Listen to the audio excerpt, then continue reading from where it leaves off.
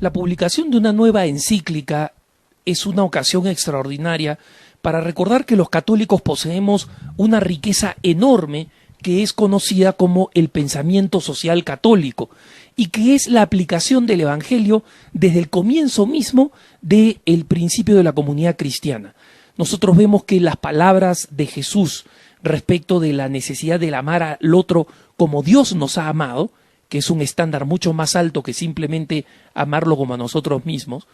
y que otros principios como son las bienaventuranzas, por ejemplo, o en la descripción del juicio final de Mateo 25,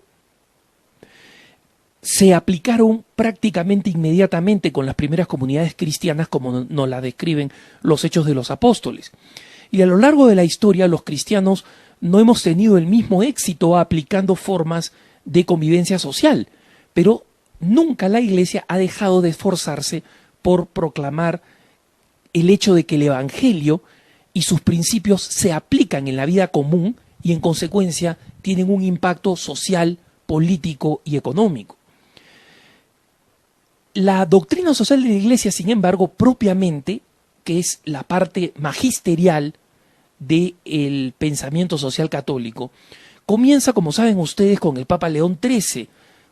en 1891 con la publicación de la Rerum Novarum. Rerum Novarum en latín significan las cosas nuevas, y justamente el Papa León XIII abordó estas cosas nuevas porque recién se estaba produciendo en esta segunda mitad del siglo XIX la emigración masiva del campo a la ciudad para este nuevo fenómeno que ya tenía prácticamente 100 años, pero que llegó a su pico en esta época, que es la industrialización, y en la que se generaron condiciones de trabajo absolutamente inaceptables para personas que vivían en medio de este mundo industrial que era una maquinaria devoradora, que justamente creaba personas que trabajaban, por ejemplo, mujeres, niños, que trabajaban de 12 a 18 horas diarias, incluyendo sábados, muchas veces incluso el domingo, en estados absolutamente miserables. La Rerum Novarum pues responde tanto a este capitalismo salvaje como al creciente socialismo, que en esa época era el llamado socialismo utópico, porque aunque los grandes libros de Marx ya se habían escrito hacia mediados del siglo XIX, eran sin embargo muy poco conocidos. Recién en la década del 10, en el siglo XX, van a comenzar a resucitarse estos libros y van a terminar aplicándose en 1917 con la Revolución Comunista. Pero es importante señalar que desde entonces los papas,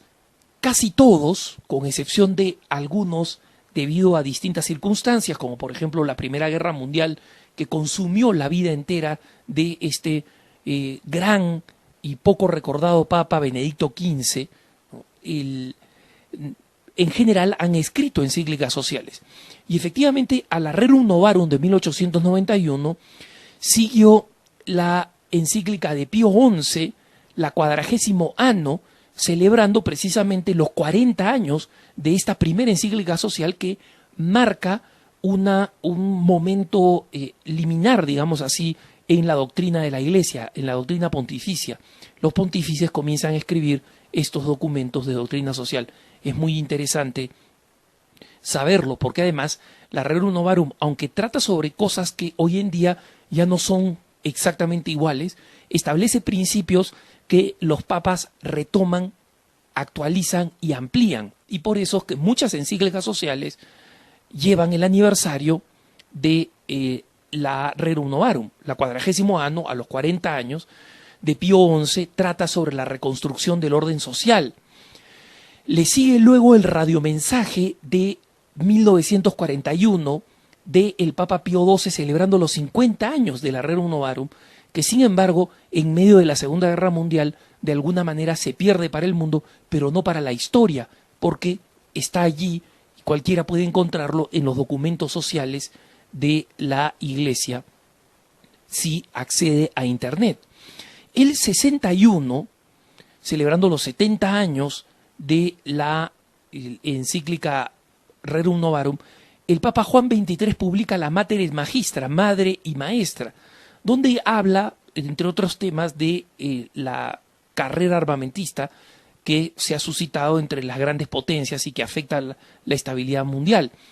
2 años después, en el 63, el Papa va a escribir una encíclica aún más urgente sobre el tema de la paz, llamada Pacem in Terris, paz en la tierra. En el 65, el Concilio Vaticano II va a publicar este documento sobre la Iglesia en el mundo actual, que es la Gaudium et Spes, el gozo y la esperanza, es el título, donde reconoce el deber de los miembros de la Iglesia, especialmente los laicos, de estar inmersos en el mundo moderno, pero no dejándose dominar por los criterios del mundo, sino iluminándolos con los principios de justicia y de caridad que surgen del Evangelio. El Papa Pablo VI en 1967 va a escribir este documento extraordinario, la Populorum Progressio, que justamente establece cómo entendemos los católicos el progreso, que es un progreso donde los componentes materiales están incluidos, pero donde no son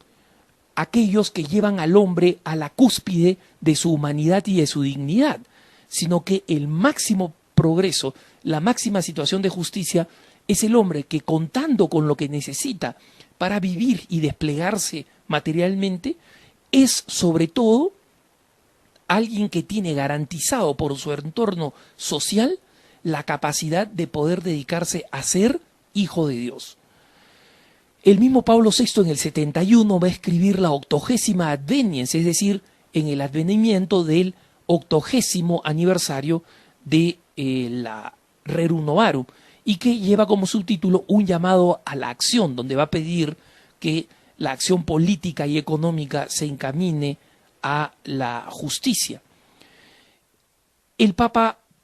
Juan Pablo II en 1981, precisamente a los 90 años de la Rerum Novarum, nos va a dar este magnífico documento, esta encíclica sobre el trabajo humano llamado Laborem Exercens. Este documento va a hablar sobre la dignidad del trabajo, que es participación de la obra redentora de Jesucristo. Esa es una novedad de alguna manera del Papa Juan Pablo II, que habla además de las exigencias de la necesidad del cambio en la manera como se concibe al trabajador.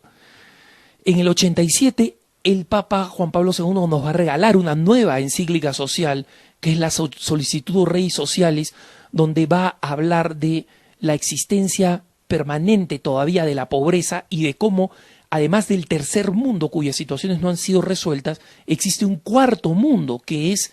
el mundo de aquellos abandonados en medio de las grandes naciones ricas, ¿no? Los adictos, los sin techo, que no son tratados como seres humanos y que en consecuencia se cuelan, por decirlo así, en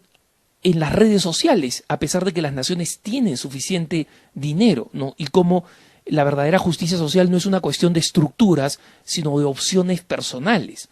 además, obviamente, de las estructuras. Por supuesto, el Papa va a dejarnos su gran herencia en la Centesimus Annus en 1991 con la encíclica que se publica con ocasión de los 100 años de la Rerum Novarum, donde el Papa justamente reafirma el fracaso del sistema socialista,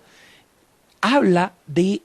los aciertos de las economías de mercado, pero explica cómo las economías de mercado no son la solución para la convivencia humana, y ya nos abre la puerta al tema dramático, complejo, desafiante para nosotros los católicos de la globalización, el gran tema que aborda el Papa Benedicto XVI en la última encíclica social que los pontífices nos han regalado a los católicos, Caridad en la Verdad, o la verdad en el amor, y que justamente aborda este tema de la exigencia de los valores éticos en todas las decisiones políticas sociales que influyan en el ámbito humano, precisamente porque en un mundo interconectado todas ellas pueden tener consecuencias y tienen consecuencias inesperadas como la realidad social nos los muestra. Vamos a poder comentar más sobre la encíclica de Benedicto XVI próximamente. Que tengan un buen día.